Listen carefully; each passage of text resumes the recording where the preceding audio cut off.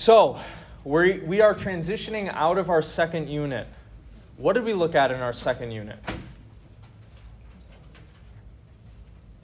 We read a few different people, but what did they all have in common? What were they discussing and analyzing? Does anybody remember the name of the unit? They were defining what morality is and how to achieve it in different ways. Right. Yeah, in the second unit, we looked at various ethical theories, right? These ethical theories were giving us different models for determining what makes an action moral or immoral.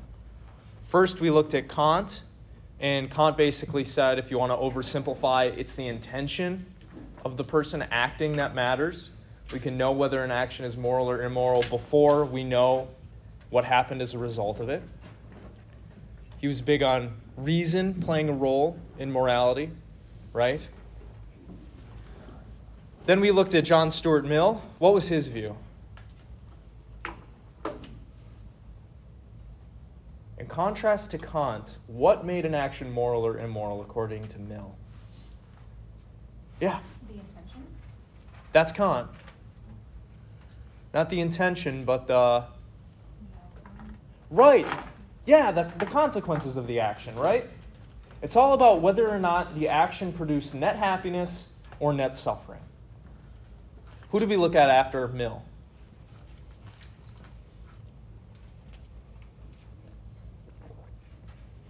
This guy took kind of a different approach to ethics.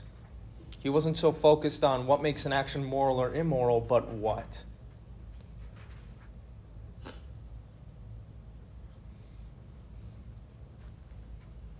What was he focused on?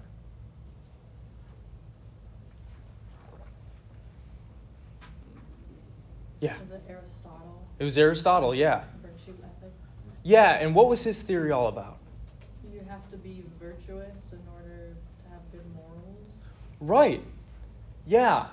Instead of trying to answer the question, what makes an action moral or immoral, Aristotle focused on how do we be moral people?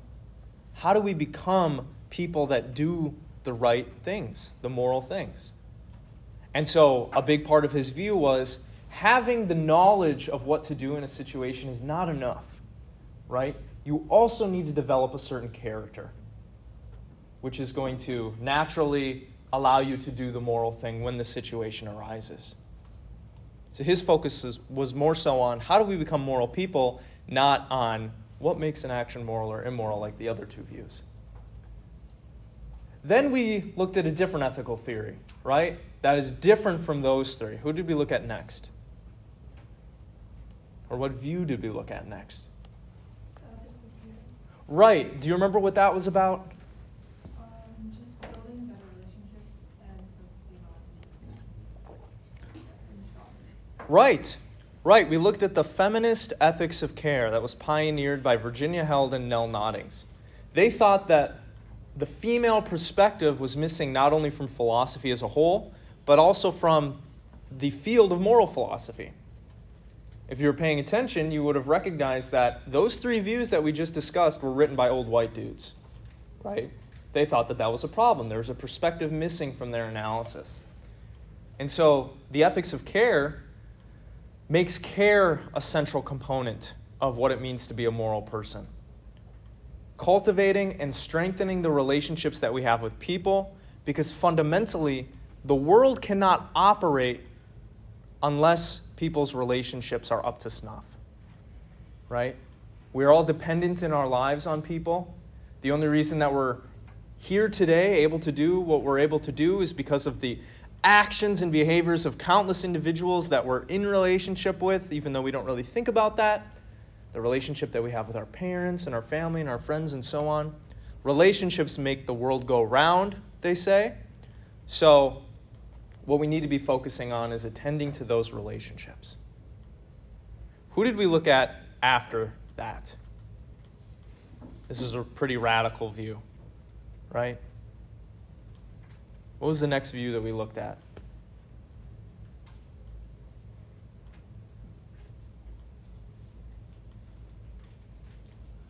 Who remembers this guy? Every teenage boy on Facebook's favorite guy. Friedrich Nietzsche. Right, Nietzsche. That's right. What did he say? What was his theory of morality, if you could say he had one? It was kind of like the strong is better and it's bad to be weak. Right. He says it's a dog-eat-dog world out there. These moral theories that we've come up with, they're just fictions, okay? They're fantasies. A lot of them were invented by people to just get over on other people, to acquire power for themselves. Fundamentally, all living organisms are working to cultivate their own power and exercise it over other things. And so he's all about might makes right. You got to make yourself powerful. You got to focus on you, all right? If you need to break a few eggs to make an omelet, then that's what you got to do to achieve your goals. Okay? Don't pity other people. Don't feel sorry for other people. The weak perish. That's the way of nature. And that's how maybe we should organize society as well. Finally, what was the last view that we looked at after Nietzsche?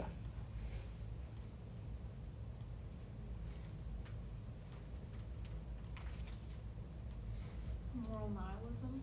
Right. And do you remember what that view said? Does anybody remember? When you think of the word nihilism, what comes to mind? What thoughts, what emotions, what attitudes? Isn't it like morality isn't real, it's just stuff that people made up, and everything in the world is just nature? Yeah, that was definitely Krellenstein's view. Yeah. The basic idea is there is no objective standard of right and wrong. Right? That's basically what moral nihilism says. Some moral nihilists will say, even moral claims, they don't have a truth value like other claims. Like the claim, this is a table. This is a table has a truth value. If it's a table, then the truth value of that proposition is true. If it's not a table, then it's false. But moral claims don't even have a truth value. They're not about anything that exists in reality objectively. Morality is just kind of something that we made up. A lot of people think they're products of our evolutionary history.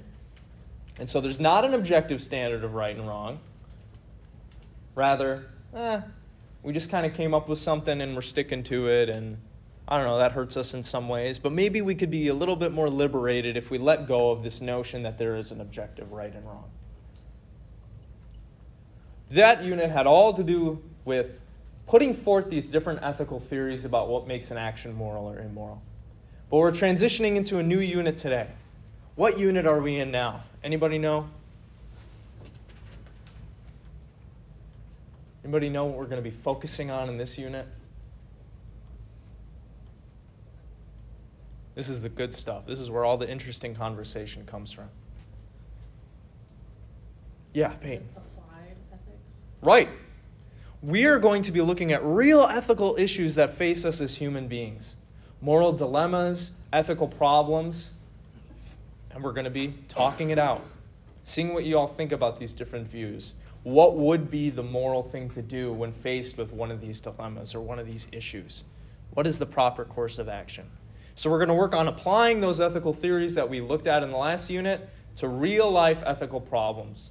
We're going to move from the abstract realm, kind of the more concrete realm of human life.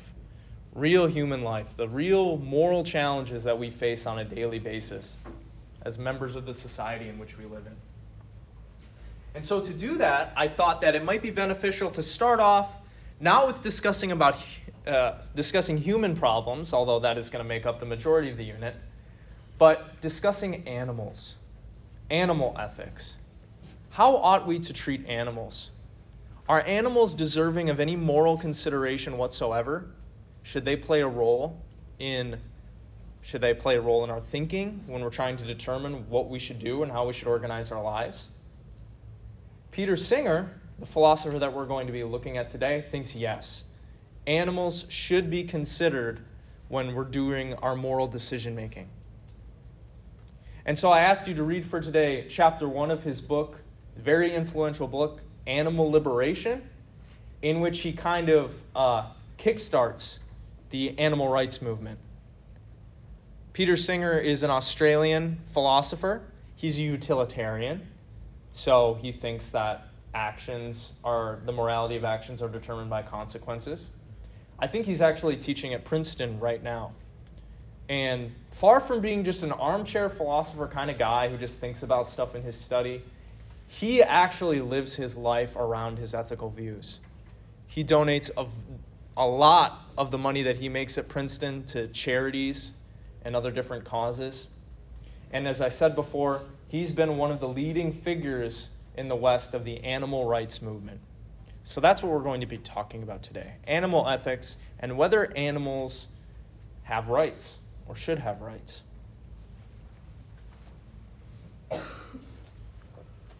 In this piece, Singer has a particular goal in mind.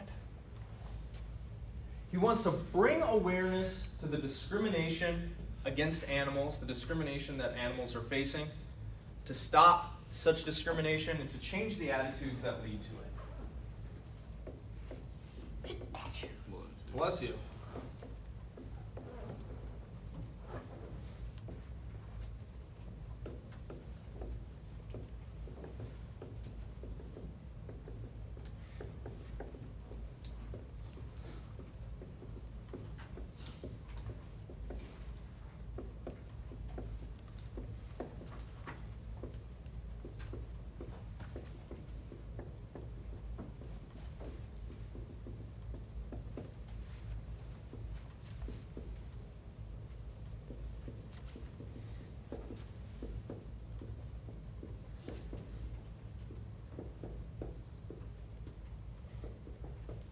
Now, Singer almost takes it as a given that we are not treating animals ethically currently in our society. Anybody agree with him? Anybody passionate about animal ethics? How are we treating animals in our society? What are we doing to them? What are we not doing to them?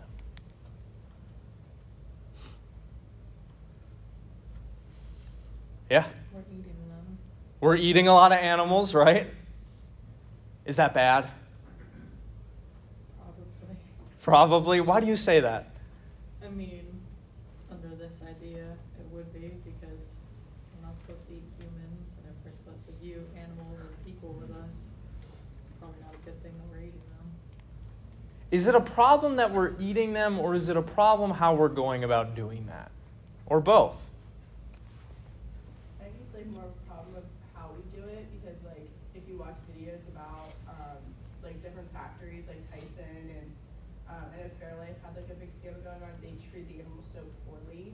And it's like they treat them very unhealthily. Like chickens can't walk in factories because like they're pumped with hormones. But like Right. if you do it naturally and you raise them naturally, then you're actually getting good food out of it, so it's worth it. But in factories, you're getting kind of like synthetic food. And at least on the animal ethics front, the main point there is that we're treating the animals poorly, right? They're suffering based on what we're doing to them. Does everybody else agree with that?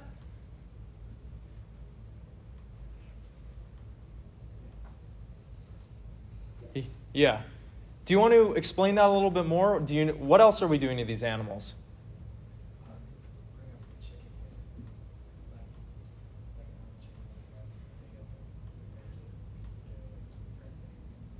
We give it growth hormones and so on to make that chicken nice and big and plump, right? And as you brought up, some of these chickens are pumped with so many of these chemicals that they can't even walk for more than a few seconds before they have to sit back down. Yeah. I mean, you also have like poachers trying to attack other wild animals just for their skins, or elephant tusks and stuff like that. Okay. So we're cultivating animal products that aren't food kind of in an immoral way, maybe?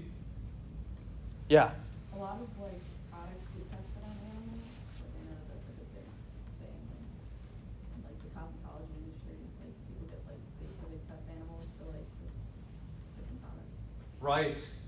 We're eating animals, we're farming them in a certain way, we're testing our products on them. Anything else that we're doing that probably ain't so nice?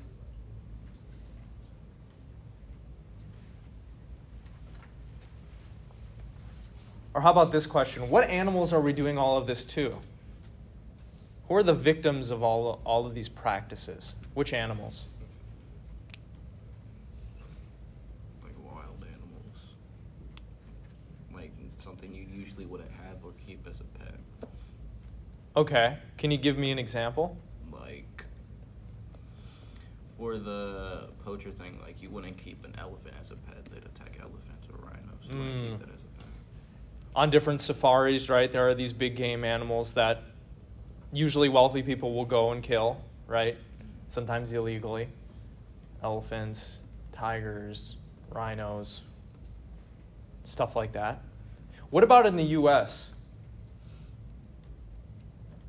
What animals are being subject to all this kind of treatment that we've been discussing? I thought rats was a big one, or monkeys.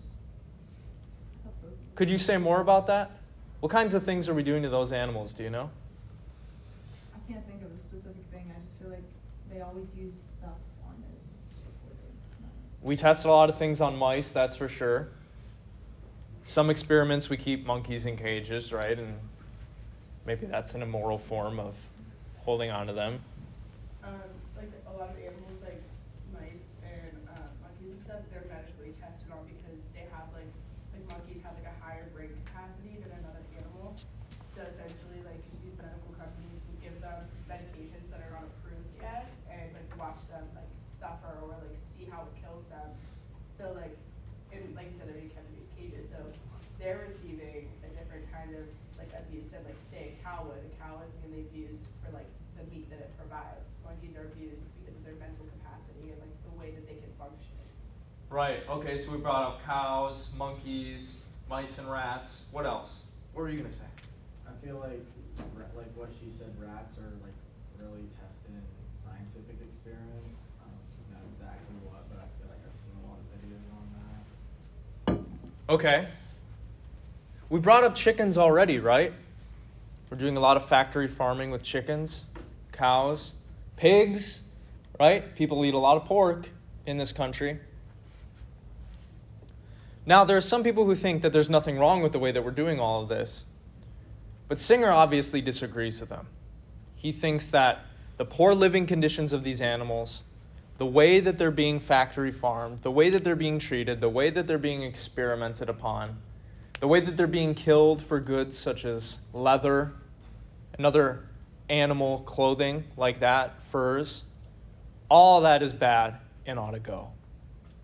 Because Singer fundamentally believes that animals have certain rights that ought to be respected, rights that we are not currently respecting in the Western world.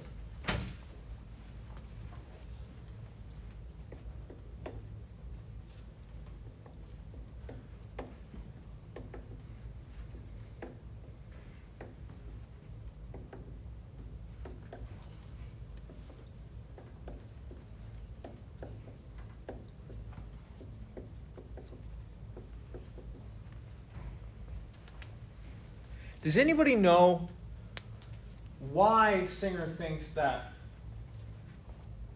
animals have rights? Or what basis does Singer have for thinking this, for arguing this? Why should we give animals moral consideration at all? Why should we care about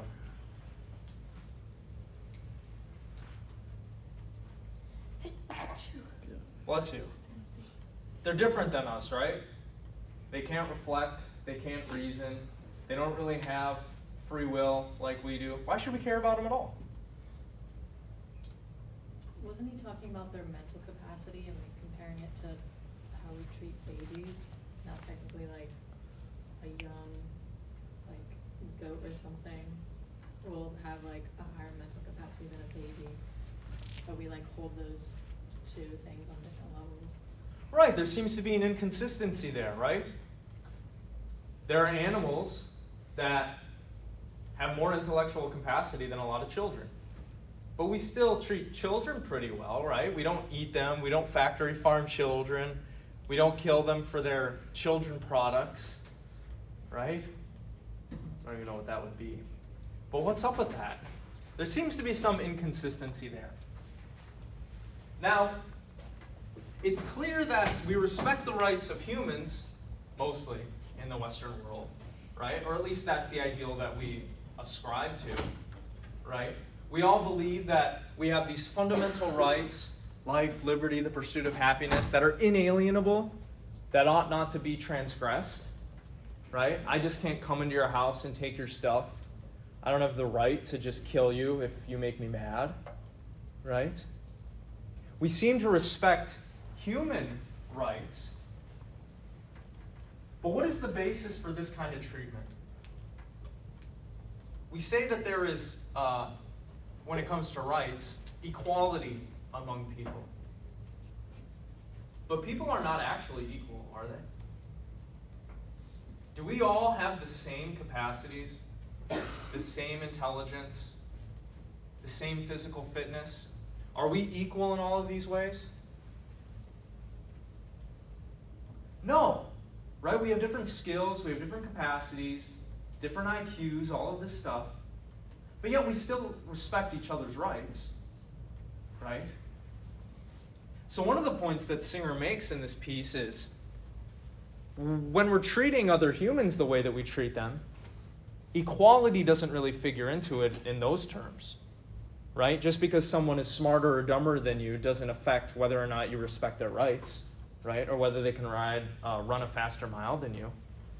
That doesn't play a role at all in how we should be treating each other when we're talking about rights, correct?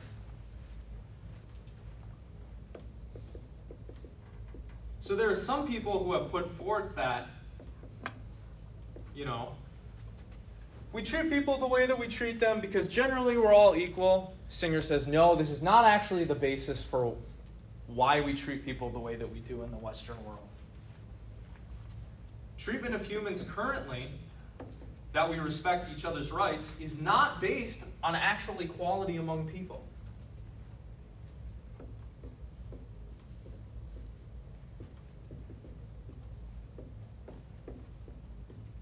Because we're different, right? We all have different skills and capacities. Some of us are better at some things than others. Some of us are worse at some things than others. But that doesn't play a role really in our moral treatment of them, does it? Our moral treatment of each other.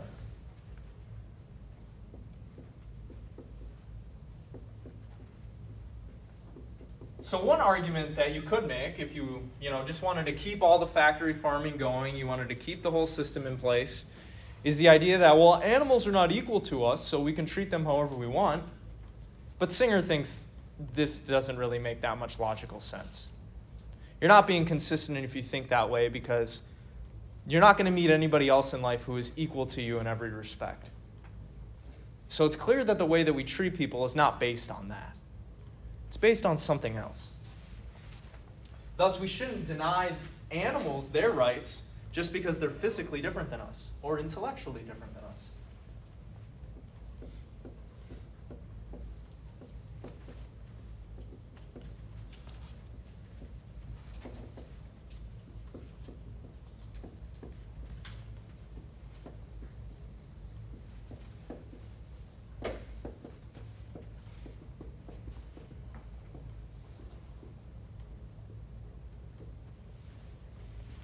It's clear also that in the way that we treat people, or at least in the way that we should treat people, it's not based on sex or race or physical characteristics at all, right?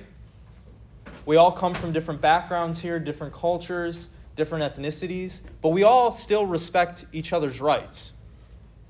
And our treatment of people is not based on their physical characteristics, right? Or whatever race or social group that they belong to.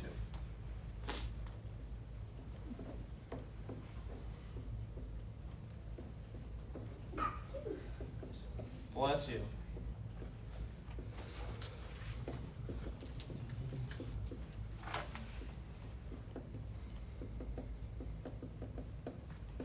After all, people come in all different shapes, sizes, and physical characteristics. But we still respect each other's rights.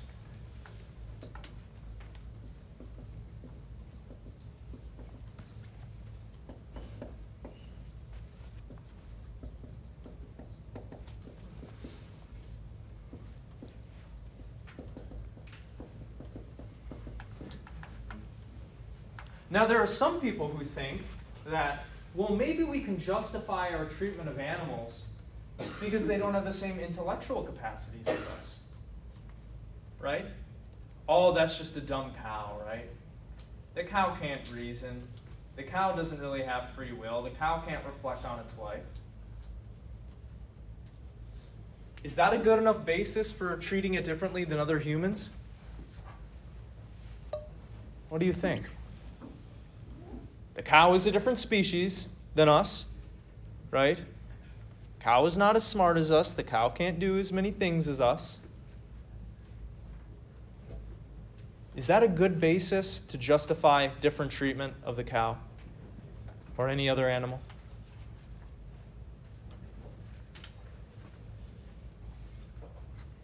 What do you think?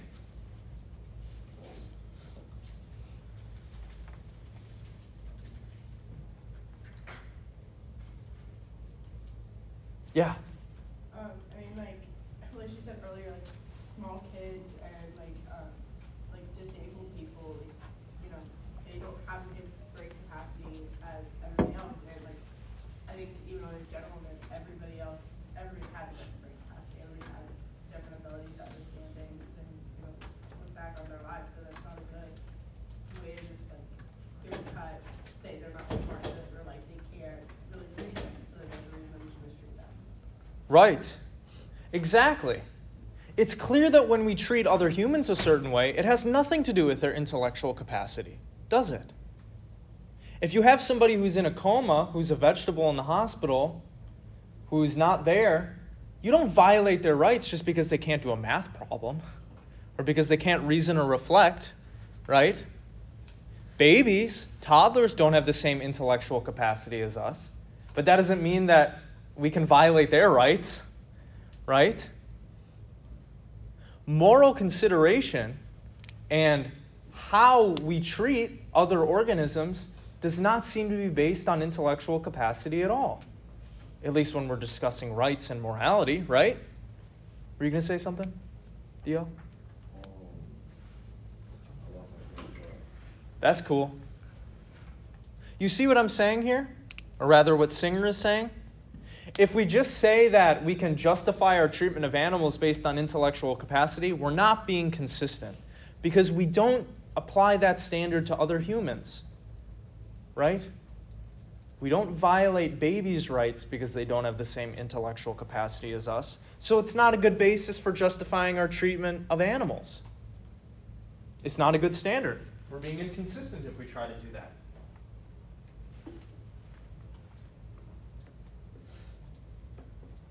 Our treatment of humans and the fact that we respect their rights is not based on intelligence either.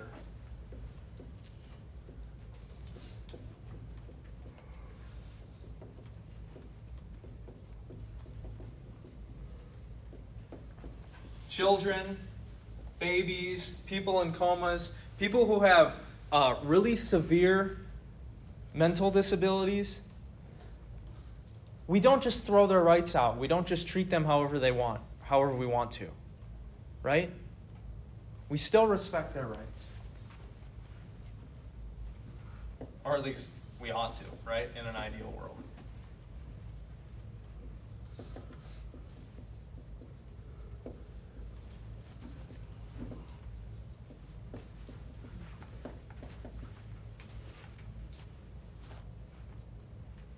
So what is the basis for figuring other people into our moral considerations? What is our basis for respecting the rights of other humans? If it's not based on actual equality, and if it's not based on intellectual capacity, what grounds our treatment of other people? Why do we care about other people at all? And why do we respect their rights? What is our reasoning for that? What's our basis for that, if it's not these things? Why do you think about how your action is going to impact your sister before you do it? Or your friend? Or your boyfriend? Whoever it is. Why do people figure into our moral considerations at all? Why should they? Like, how would you feel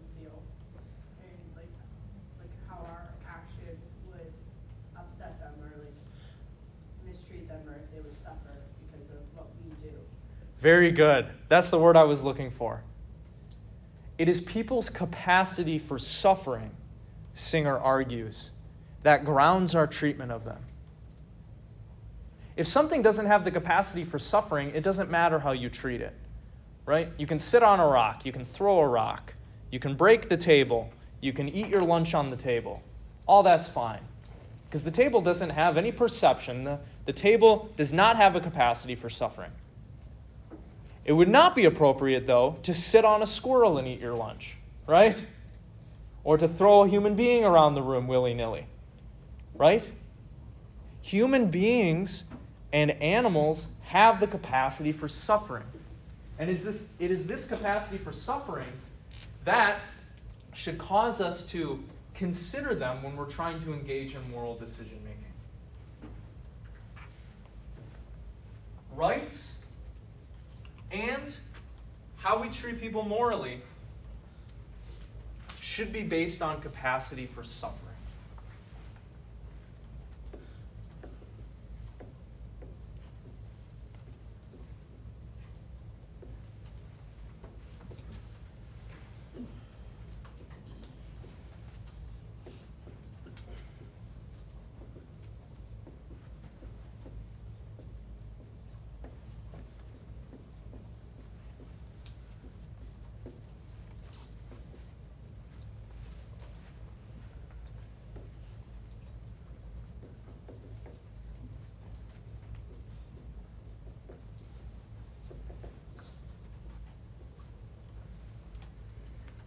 It is this capacity for suffering that forms the basis of how and why we should respect human rights and how and why other people should be given moral consideration.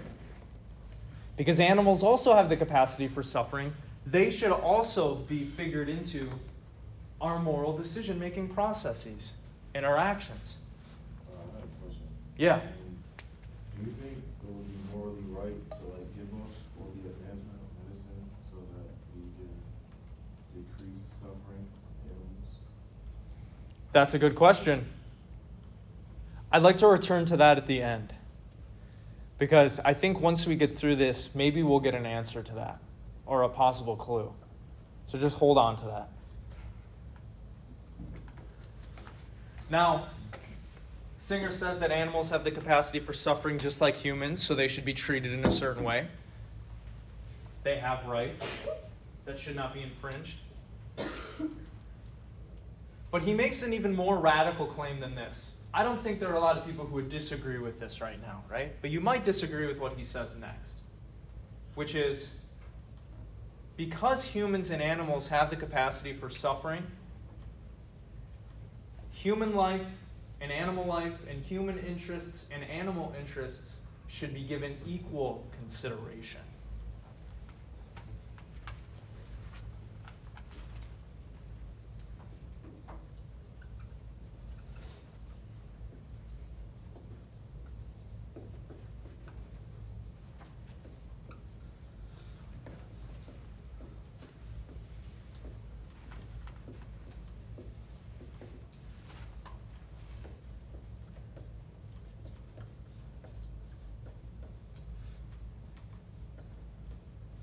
Now, this is a pretty strong claim, right? Singer fundamentally thinks that it's unfair, it's immoral for us to treat humans in a certain way in a lot of domains and to treat animals in a different way.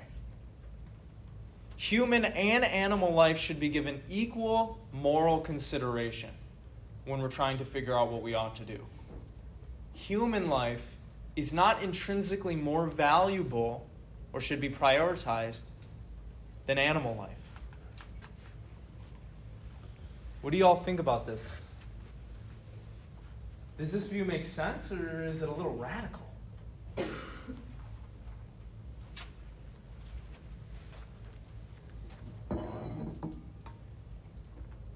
Certainly you all have opinions about this.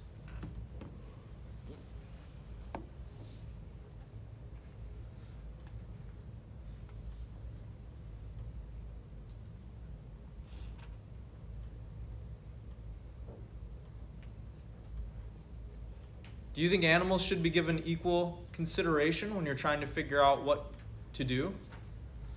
How to organize your life?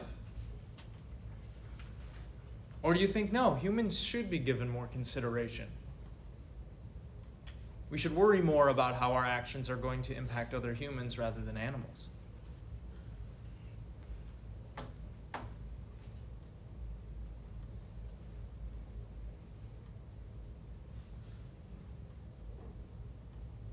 What do you all think?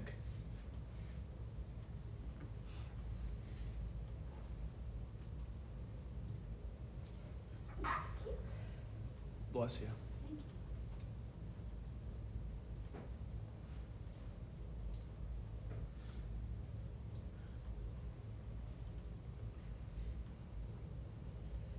Thank you. Bless you. Thank you, sir. I'm sorry. Oh, you're fine. I'm just going to sit here until somebody says something.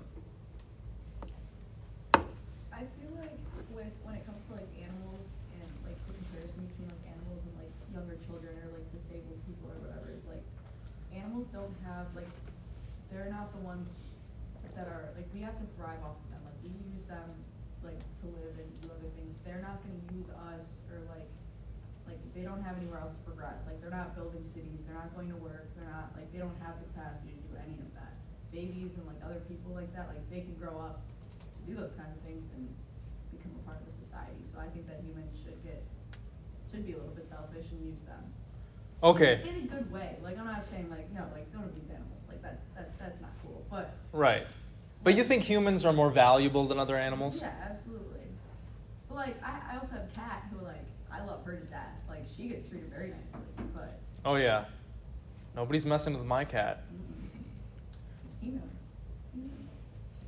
Does everybody else agree? Are humans more valuable than other animals? Is that how we should organize our lives? You know, I think that humans are more valuable, but like if somebody's holding you at gunpoint and they're like press one of these buttons, and one of the buttons kills 100 pigs, and the other button kills 100 humans, you're probably gonna kill the pigs. Is that right? I mean, in this situation, I think it's better than killing 100 humans. Ah, okay.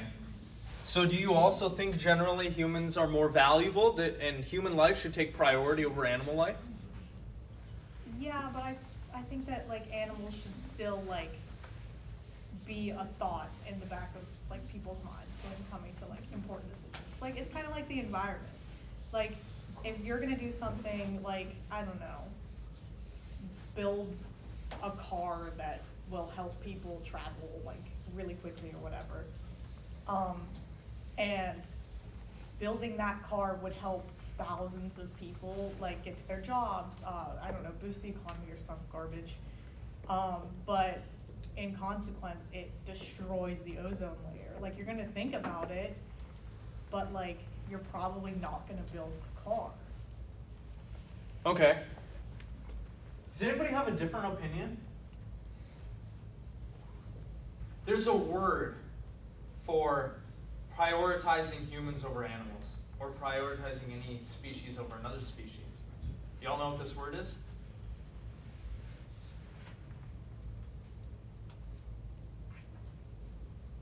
If you do that, you're being speciesist. You're prioritizing one species over another. A lot of people think we should prioritize our own lives and interests over animal life and animal interests. This is called speciesism, Singer says. And it is not a moral position. It is not a moral position to take. Does anybody agree with him?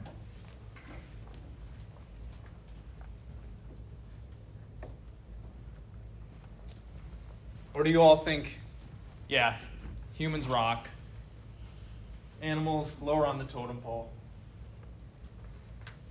You agree with that? Humans rock, right? Humans are pretty cool, right? We can do some things, some cool things. Is what we do, though, more valuable? Is it better than what any other animal is doing? I don't think, like, if it, at the end of the day, like, I'm gonna take my family and my friends over any animal any day of the week. Like, it doesn't matter what they're capable of versus what we're capable of. At the end of the day, Okay. But you wouldn't say that we should treat animals badly, right? Unnecessarily, yeah. Unnecessarily. Okay. Yeah, we'll come back to that. We'll come back to, yeah, what if we need to treat animals in not a very great way? Maybe we do in order to keep the human race going. But we'll come back to that. Singer doesn't think that's a great position, but yeah. When we're talking about this, I kind of think of like Planet of the Apes.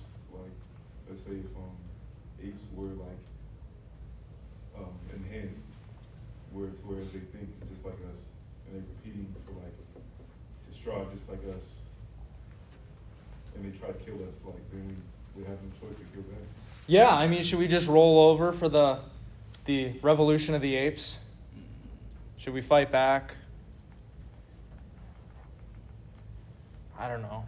I'd probably fight back. Is that moral? Well, maybe you could make an argument for self-defense, right? If Planet of the Apes is becoming a thing, maybe you have a moral justification to defend your own life and kill them. But Singer doesn't think that human considerations should necessarily take priority over animal considerations. He sees all of us, animals and humans, as having a capacity for suffering.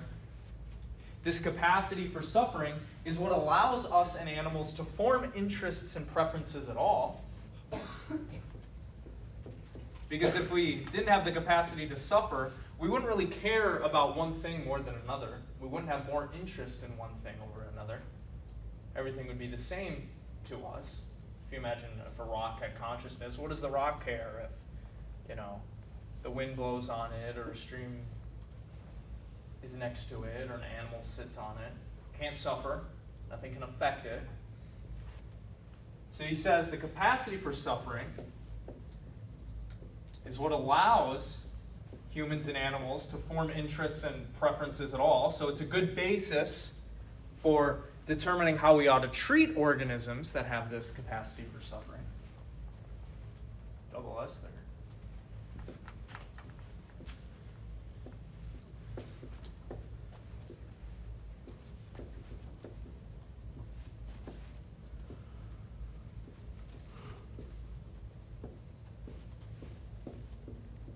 And so, quoting from the text, he says, thus, if a being suffers, there can be no moral justification for refusing to take that suffering into consideration.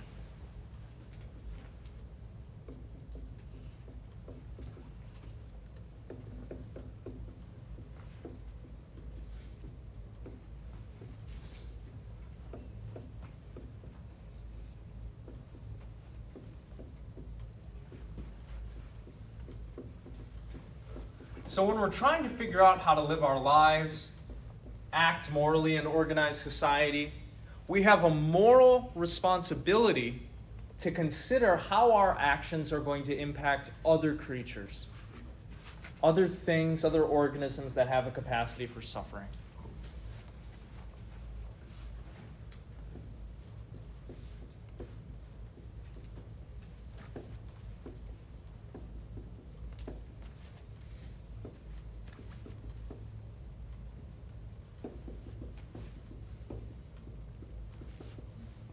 Now, there is a difference between taking animal suffering into consideration and thinking that animal life and human life should be on the same level, should have the same force for us when we're doing our moral decision making.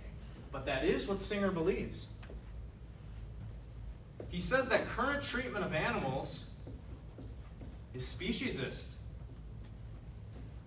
We are unfairly privileging one animal species, the human species, over another animal species.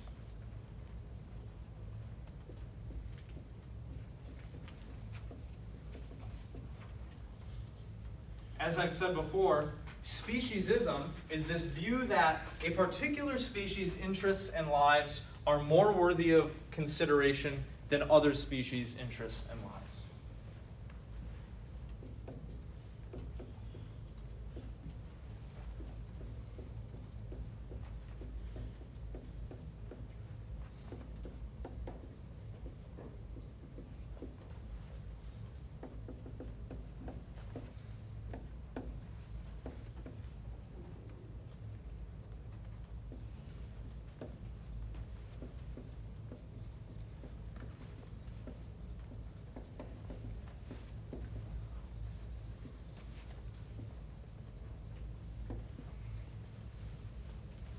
we are currently embodying this kind of way of treating animals and of treating other species that live on this planet.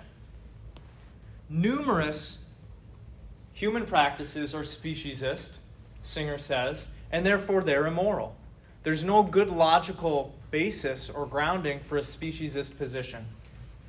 Because we all have the capacity for suffering, it is not justifiable to think that another species' suffering matters more than another one's.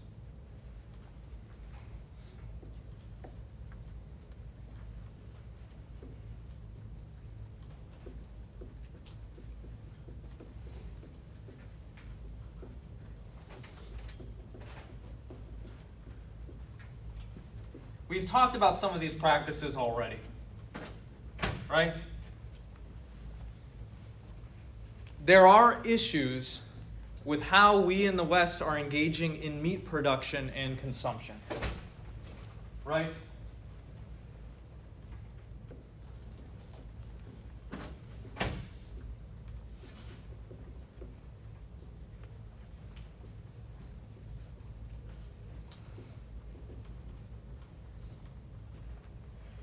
The meat industry involves factory farms.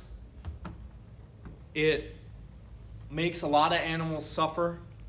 We talked about some chickens already that are pumped with all these growth hormones that can't even bear to stand on their own two legs and walk around for more than a few seconds. What kind of living conditions are these animals in? If you think of Tyson or if you think of another meat producer, what kind of life does a cage-free chicken have? Does anybody know? Like, my family has a farm, and we have, like, free-range chickens. You said free-range. Yeah. Okay, keep going. So, they basically, like, get to walk around and eat, like, bugs and, like, different insects that, like, help boost their... Like, the chickens don't have a digestive system, so they have to eat, like, pebbles and stuff to digest any food that they eat or like anything to help them like sustain weight. But in these like caged environments or like where there's a bunch of chickens being kept in one little area and it's like overpopulated and they can't move, they don't get that. So basically the companies just pump them with a hormone to cause them to gain weight. But it's not really because they're eating, it's because of this hormone that makes them like retain any weight that their body like, produces. So there are definitely places, meat production facilities, where there are a bunch of chickens in this enclosed space, right? And they don't have a lot of room to move and walk around. Some chickens don't even get to see the light of day very much, right? They're in these different buildings.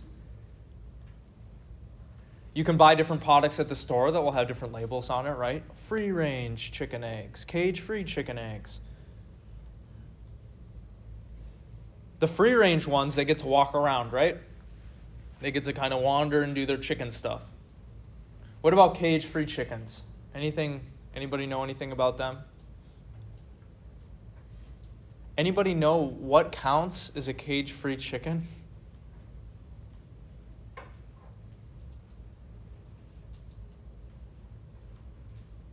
Now somebody can correct me if I'm wrong. I might be wrong about this. But I've heard that a cage-free chicken doesn't mean it's not in a cage. What it means primarily is that the cage doesn't have a top to it. Has anybody else heard this? It's not like it doesn't have a roof, but it's still in an enclosed space. And a lot of these spaces are not big enough for free movement or for a chicken to have a happy life, right? What happens to male chicks? Does anybody know?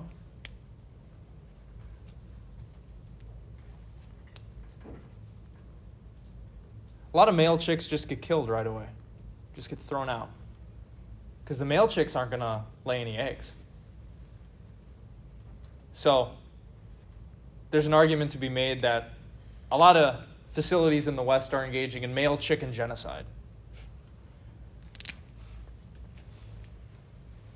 But what's clear, at least to Singer and to, I think, a lot of people in this room, is that our factory farming methods make it so that countless animals suffer And that brings up an important question.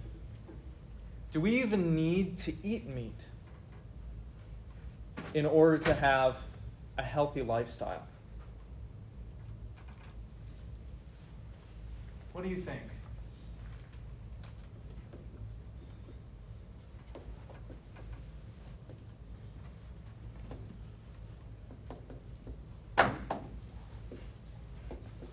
Do we need to eat meat?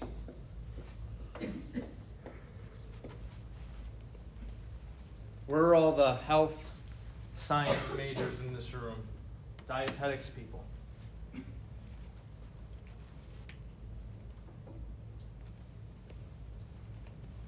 Yeah. No.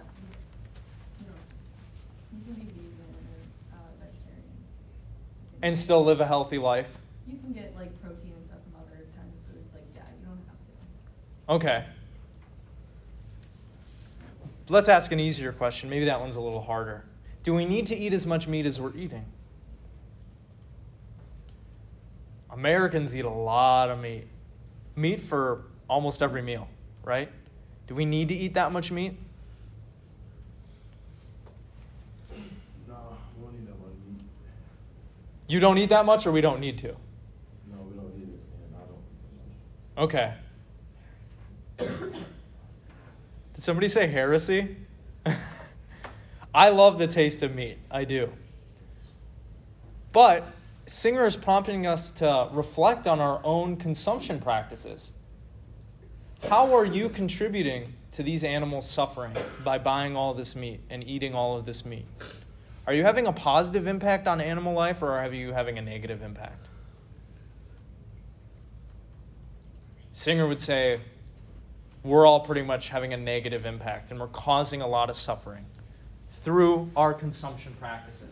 Because without our consumption practices, these meat producers would go out of business, right?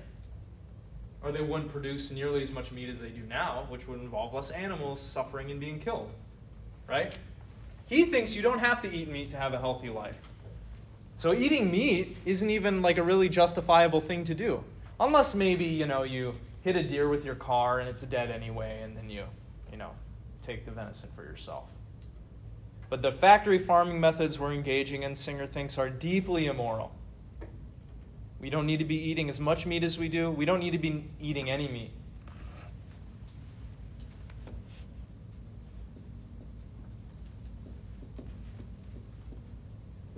But of course, this isn't the only place in our society where animals are suffering, right? We talked about a few of these different things that we do to animals earlier.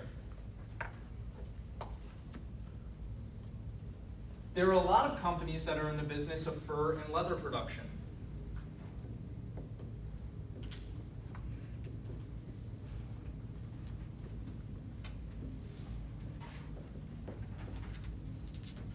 How are animals treated during this process? If you don't know, could you guess? Are they like killed and skinned? Right? Yeah, they're killed and they're skinned, yeah. And everything that goes into, making fur and leather. There's something wrong with the way that we're producing those goods. The animals are not being treated well. They're not living within good living conditions. We're killing a lot of animals that don't need to be killed. Do we need fur and leather clothing? Do we need those products? Do we need fur and leather? No. What do the rest of y'all think? Is fur and leather a necessary thing for our society to continue to function well, or is it like a commodity? Is it a luxury? Well, now we have like faux fur and faux leather, so using real fur and leather wouldn't really make sense since we have other options. So there are companies that are not coming out with this fake stuff, right? Maybe that's more morally produced. Maybe there aren't many, if any, animals that are mistreated in that process. But a lot of people still buy real fur and real leather coats, right? Singer thinks that ain't right. We don't need that stuff. Those production processes mistreat animals, cause them to suffer, and we don't even need those products. Unnecessary. We're just doing a whole bunch of immoral things.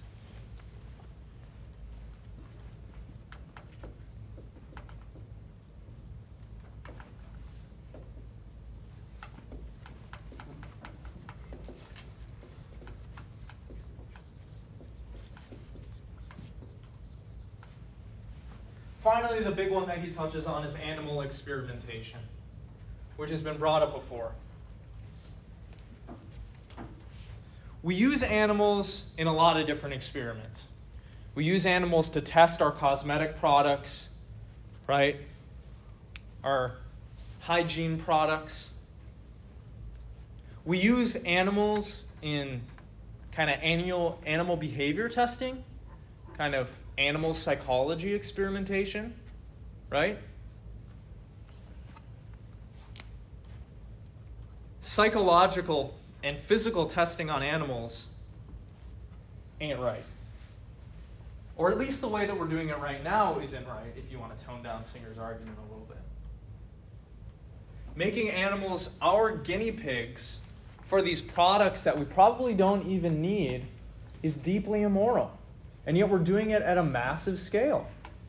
These animals that are locked in these research facilities in cages do not have good lives. They are not happy. They don't get to do their fun animal stuff. We're basically treating them like slaves, right? It's terrible, he thinks. So animal experimentation needs to be radically changed, or it needs to go altogether. At least improper animal experimentation. Maybe there's nothing wrong, with placing two objects in front of a monkey and seeing which one it picks up for experimental purposes. But that's not what we're doing, right? At least not in a lot of instances. We're psychologically messing with animals, or dumping chemicals on them, pumping them full of drugs to see if our drugs are safe, right? Singer's like, this is bad. We're not considering these animals suffering at all. Speciesist, immoral, bad.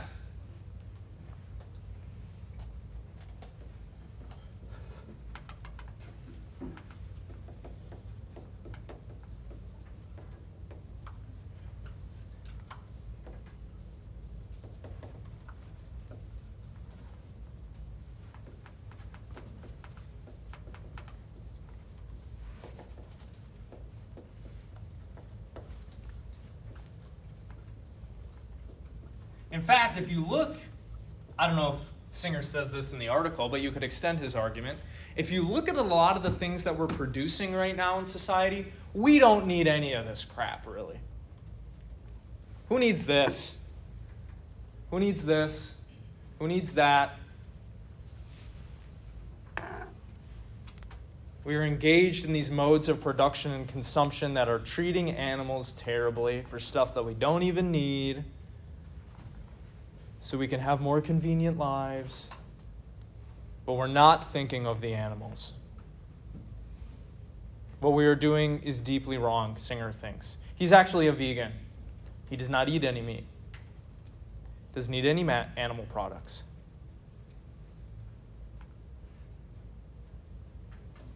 Do y'all sympathize or empathize with this view? Or is he being a little extra? What do you think? Those are not the only two options, of course, but what do you all think? Are there people in this room who don't have a problem with eating meat?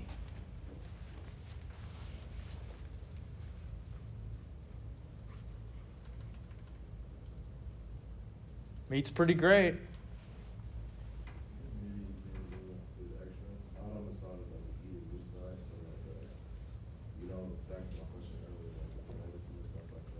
Right. Right. Animals could present to us a lot of utility, especially in the field of healthcare and medicine. Right? It seems that testing our drugs on animals, at least for humans, is a very good idea.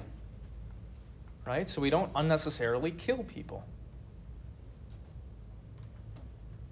Now, Singer thinks that eating meat is itself unnecessary and immoral. Do y'all believe that? Or do you all think it's the way that we're producing and eating meat that's bad?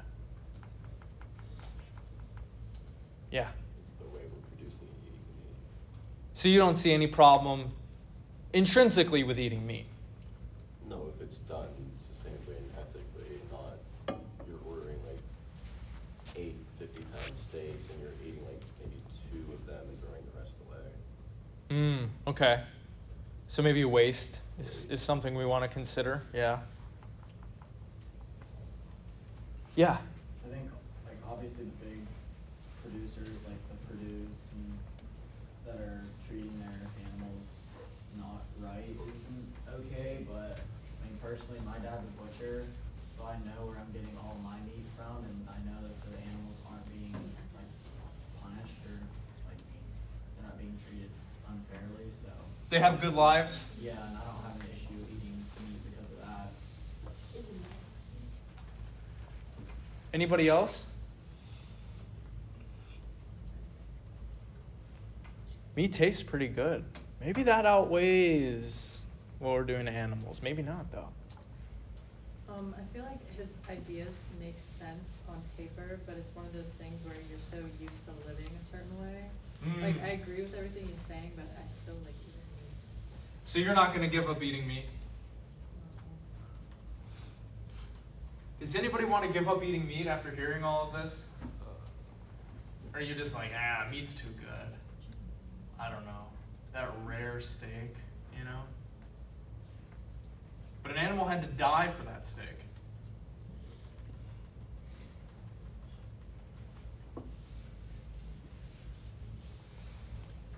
In any case, Singer thinks that the way that we're treating animals now is deeply immoral. We're not considering them at all, or much at all, in how we're organizing our society and how we're organizing our production and consumption practices. He is trying to encourage us in this book to drastically change our relationships with animals.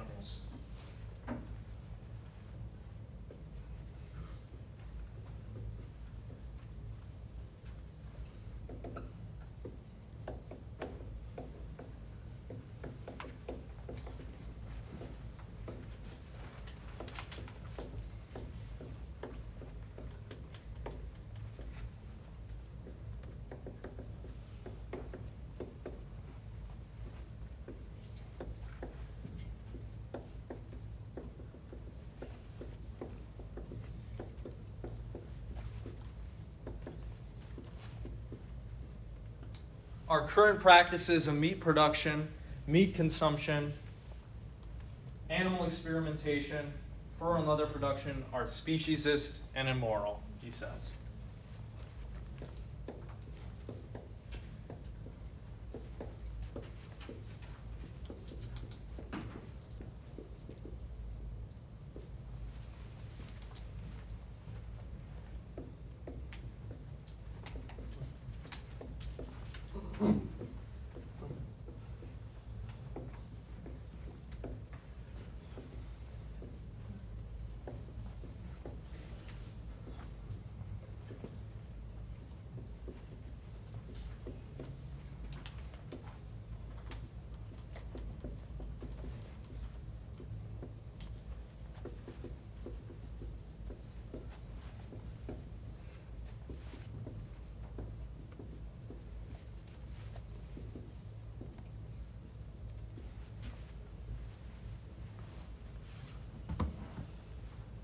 Remember, Singer is a utilitarian.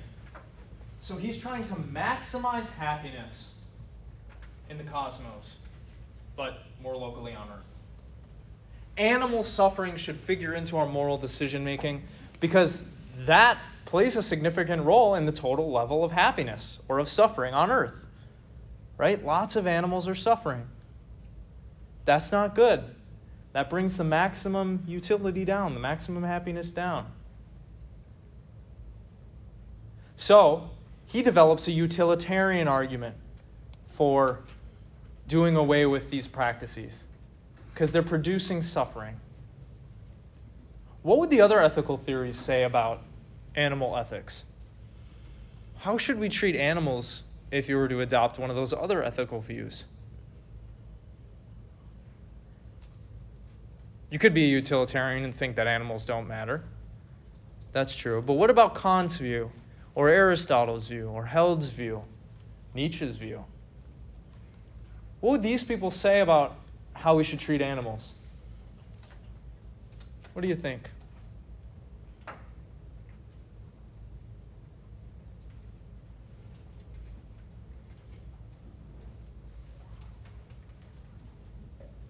think that Kant would agree because his intention is to like help animals and in turn like help humans live different, if that makes any sense.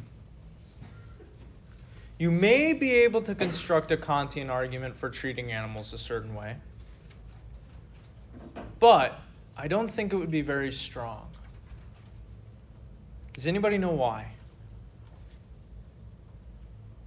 What makes morality possible, according to Kant? What does something need to have in order to be a moral agent?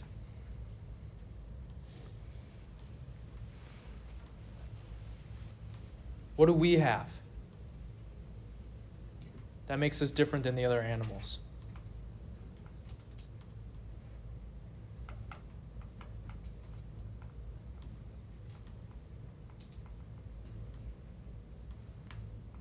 The ability to express our thoughts and emotions. More fundamental than that. Yeah. What do you have that a dog doesn't have? Hands. That's true. But how about a mental faculty? What's the R word that Kant throws around all the time? Reasoning? Reason, that's right.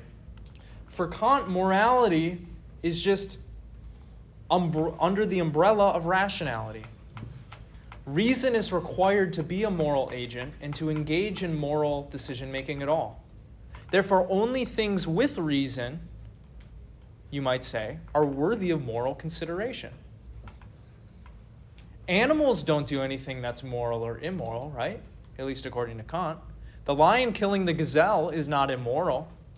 The bird making a nest for its young is not moral, according to him, because reason is required to engage in moral actions. So I think Kant would probably say, who cares about animals? They don't have reason. They can't do anything that's moral or immoral. They're like plants. We can kind of do whatever we want with them. What would Aristotle say? Do you think you'd follow Singer all the way here? Treating animals like this is speciesist and immoral, and all species should be given equal consideration.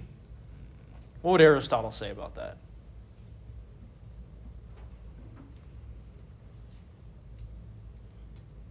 Should bugs be given equal consideration to human cities?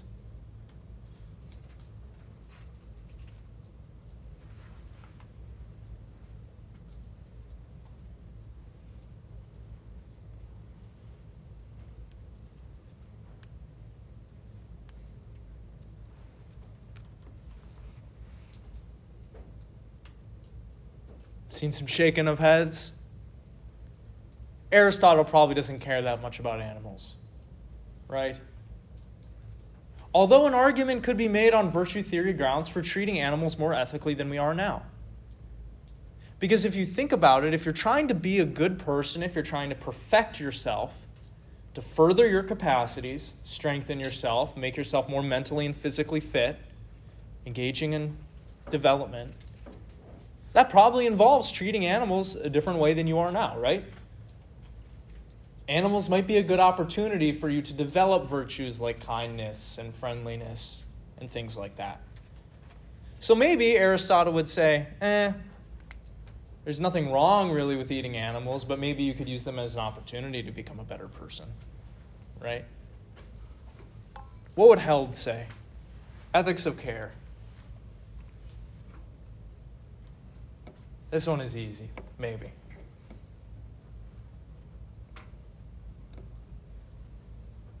Yeah. If killing an animal like helps your relationship with someone, like if you give them like human meat or something, if it makes the relationship better, then you would be okay with it. yeah, maybe we could devise some argument where, killing an animal does constitute care in a certain instance. But we could also flip that around and say, look, if you have relationships with animals, you should care for those animals. Right? You have a cat, you should have a good relationship with your cat. Deepen and strengthen that relationship. Right? Animals make people happy. They're nice, they're fun to look at. Maybe we shouldn't treat them like we're treating them now. You could probably develop a care argument like that. What would Nietzsche say? But it doesn't matter as long as we're getting what we want. Right. There's nothing wrong with treating animals right, with being more ethical in how we produce and consume meat and these animal products and things. But that consideration, the consideration of animal life as opposed to human life, should not be high on your priority list, probably. Unless it's a value, unless it's a practice that you have personally decided matters to you, and you're following your will.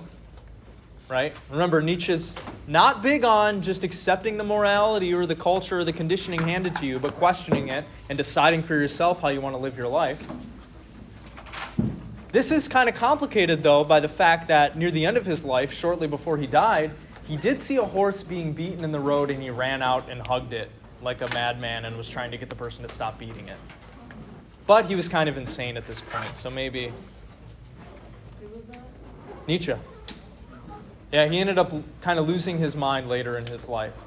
He's a very sickly man, and mentally he started to decline in those later years. Moral nihilism, what would that say? This one might be a little trickier.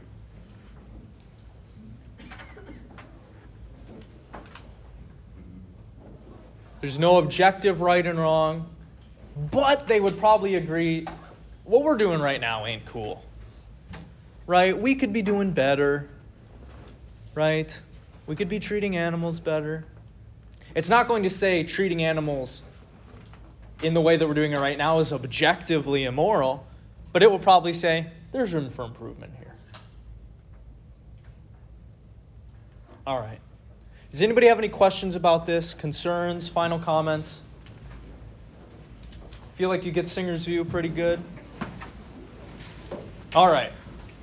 Well, have a lovely weekend. I will see you on Tuesday. We'll go over our next ethical issue. Thank you all.